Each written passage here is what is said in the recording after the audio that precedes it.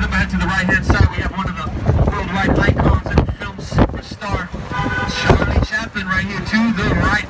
Take a picture of Charlie Chaplin. This was painted during the 2016 edition of Art Basel. Art Basel is an art festival that happens on the first week of December every single year. It attracts thousands of worldwide artists and art collectors to Miami.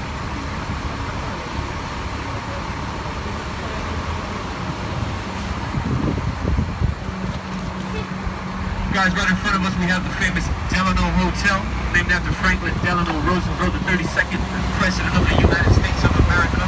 This hotel is currently owned by Madonna. To the left-hand side.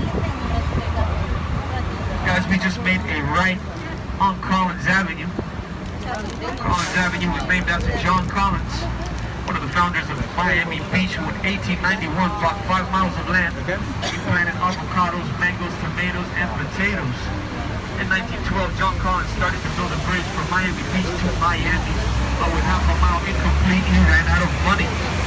So he struck up Carl Fisher for $50,000 in exchange for 200 acres of land, and the bridge was finished in June 1913. The triggered a flurry of real estate activity in Miami Beach, began to be advertised as a treasure island and winter playground for the masses. When Collins died in 1928, Miami looked very different to the wild jungle that he had 10 years before.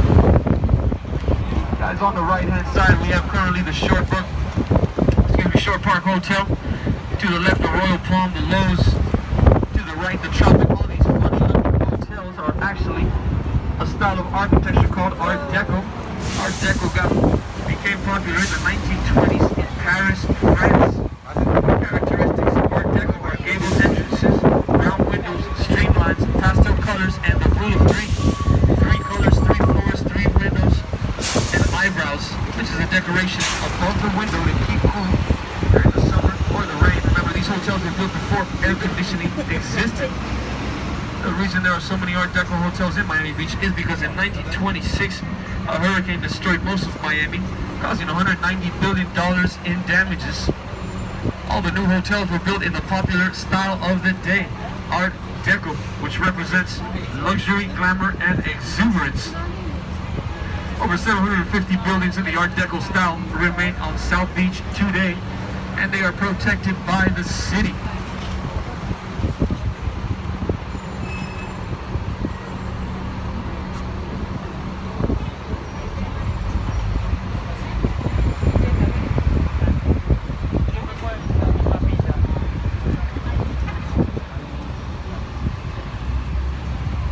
Alright guys, we're gonna make it right here on the famous Ocean Drive.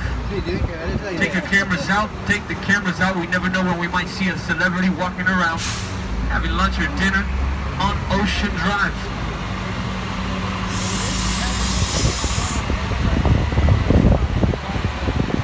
A lot of friendly people here on the beautiful Ocean Drive. Ocean Drive is the heart of the Art Deco district in Miami Beach.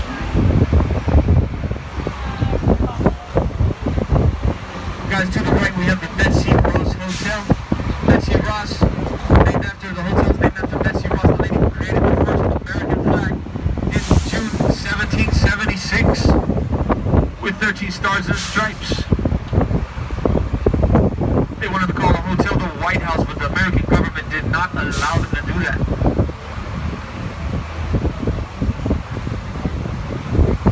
We got beautiful Loomis Park to the left-hand side.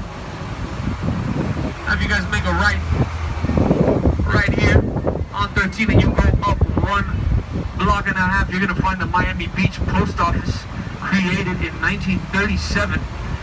If you walk by the post office, go inside and take a look. There's a beautiful depiction of Ponce de Leon's invasion of Florida painted on the roof.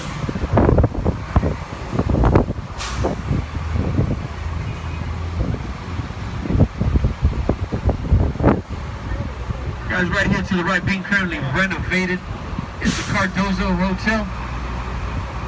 Right across the street, the Carlisle Hotel. Both of these hotels are owned by the Estefan family, Gloria Estefan and Emilio Estefan. This hotel to the right, Carlisle Has a pretty famous history. A lot of movies were filmed in this hotel, including Miami Vice, Any Given Sunday, and The Birdcage with Robin Williams.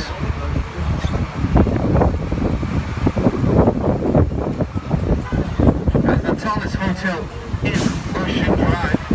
Let's do the right-hand side, the Tides Hotel, also known as the Diva of Ocean Drive, created in 1936. To the right, we have Palace Bar. That's an afternoon drag queen show every day at 7 p.m.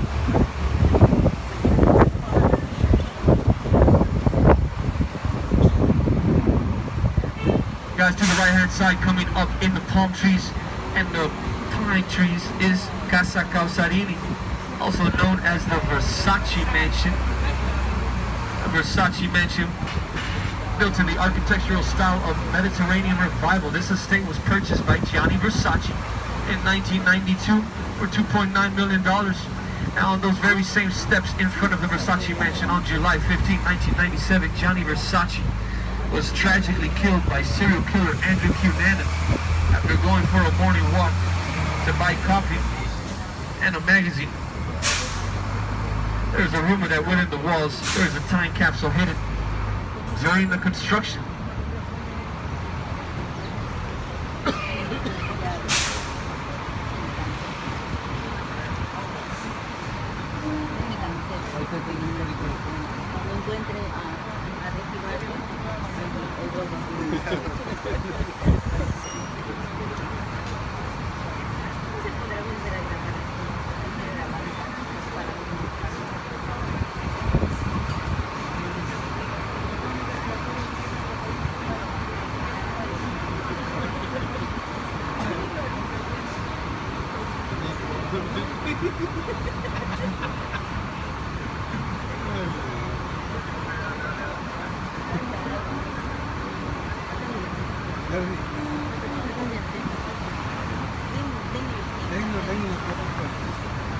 ¿Qué quieres?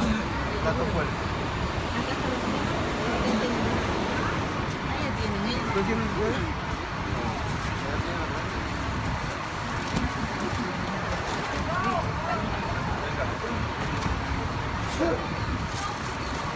Guys, as we were driving down Ocean Drive, we made a right here.